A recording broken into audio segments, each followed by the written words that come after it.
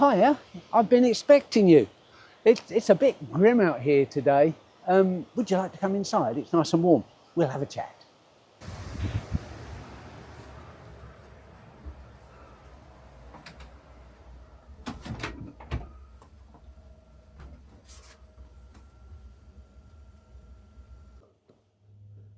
Well, welcome into my little cabin. It had been my intention to record this video outside, but to be honest, this last week has been absolutely appalling. The latter part of the video is also centred on this hut. The purpose of this video is to explain how ritual plays a part in my Druid life. We all have ritual, everything from sort of the way you dry yourself after you've had a shower to which shoe you put on first. It's the way we order the world. And with spiritual practice, ritual is exactly the same. My background before I got involved in Druidry 13 years ago was Buddhism. And it was very much part of the practice to go into the meditation hall or even into my own meditation space at home, kneel down and bow 3 times. And the bowing was not to the graven idol, which sort of winds up a lot of people, but what you were paying respect to was the wisdom, the teachings, and to the community that supported the spiritual practice, as known as the Buddha Dhamma Sangha. When I got involved in Druidry, I didn't have that sort of ritual. So what is the purpose of ritual? Well, I was listening to a podcast a few weeks ago. There's a podcast called The Emerald, and I'll put a link below in the show notes. And what this man was saying was that in the modern world, we have an awful lot of various mindfulness practices, and they can be hugely helpful. But the truth is, without having a structure around them, they are of limited use. And the purpose of ritual is to condition the mind. That was what he was suggesting, and that really resonated with me. With regard to going back to my Buddhist practice, I used to follow through the ritual. I would then chant for 20 minutes, various sacred texts or suttas as they're known, and also adopt a particular posture. And I'm very lucky that I can actually sit cross-legged for long periods of time with my spine erect. And that posture, by just simply going through that ritual,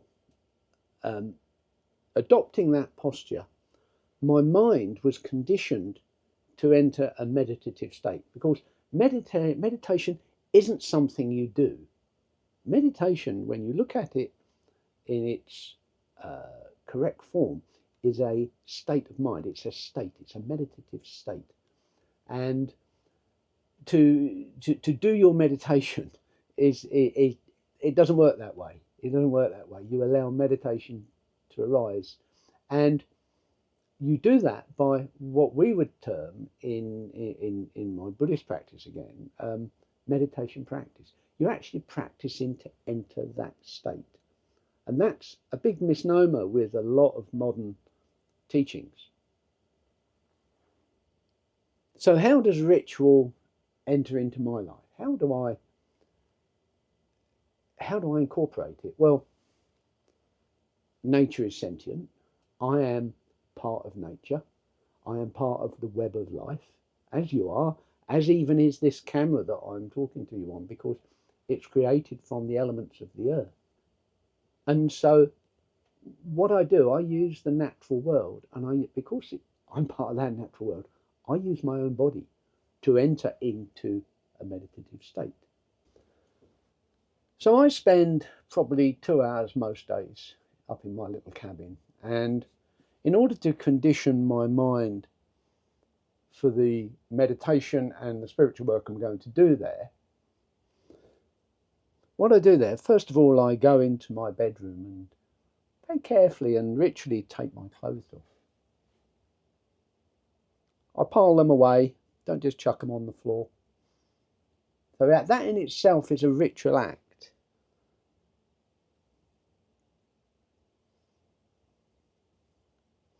I then step out of the back door. I go into like a little porch and down a few steps.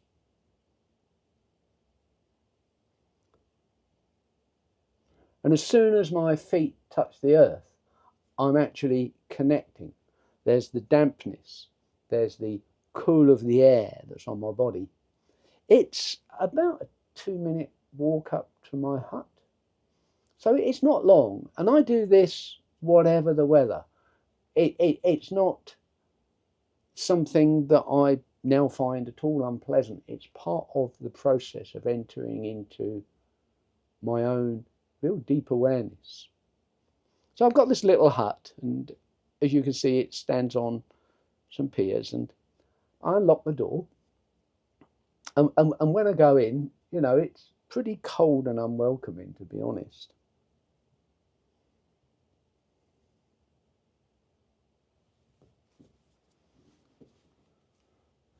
And my first job is, at this time of the year, which is November, is to put a bit of light on, because the window that you can see there faces north.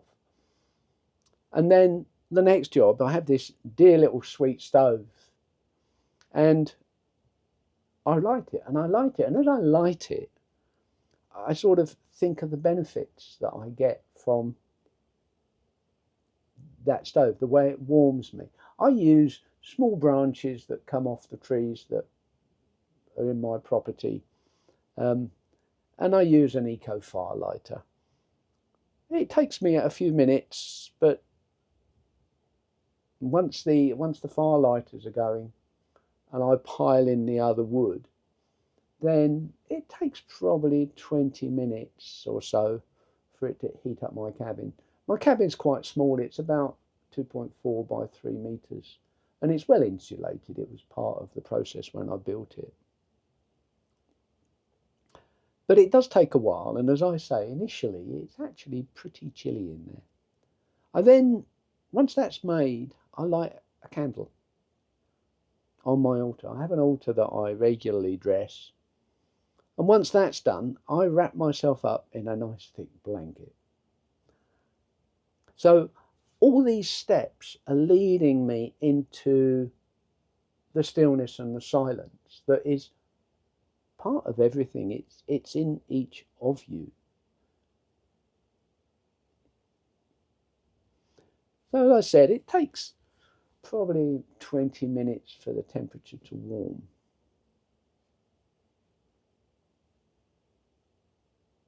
Once the temperature's up, then I drop the blanket, and I have a meditation practice that allows me to focus on the physical sensations of my body. And there's a technique that I use that actually allows my body to almost disappear, dissolve into the atmosphere around it. When I'm practicing like this outside, it's as though the sunlight shines through me. At other times, I will do a shamanic journey and enter into a shamanic journey, and for that I use a drum. And once I've taken a further step in altering my mind state, I will then sit quietly for whatever period of time seems appropriate. It varies from day to day. I never allow the actual meditation practice to become a simple routine.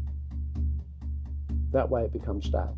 I've been doing this now since I was 37. I'm now 75. And whilst the practices have changed, the essence of what I do hasn't.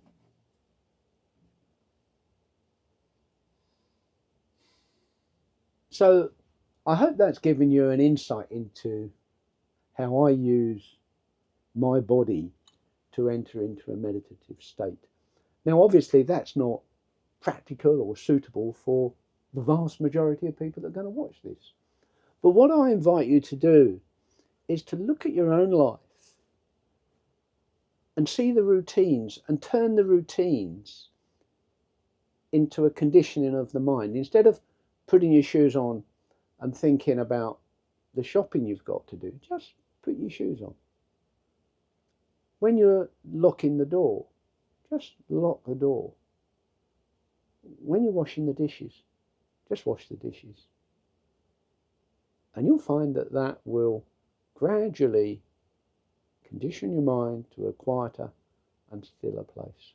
There's a famous teacher that taught this technique. He's a Buddhist teacher. He's now dead, but his legacy lives on. He's called Thich Nhat Hanh, and I will put a reference to Thich Nhat Hanh in the show notes as well. So once again, thank you ever so much for listening.